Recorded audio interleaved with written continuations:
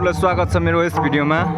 तपाईहरु अहिले प्रत्यक्ष प्रसारणमा हुनुहुन्छ। हामी चाहिँ अहिले यहाँ बङ्गलाचुली 4 फाटा डाङ अवस्थित विद्यालय प्राङ्गणमा यहाँ भैलो समापन कार्यक्रम भइरहेको छ।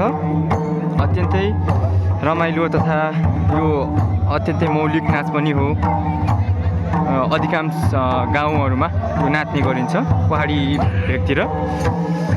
देख्न सक्नुहुन्छ तपाईले यहाँतिर चारैतिर यो विद्यालय प्राङ्गण भरिभराउ भएको छ।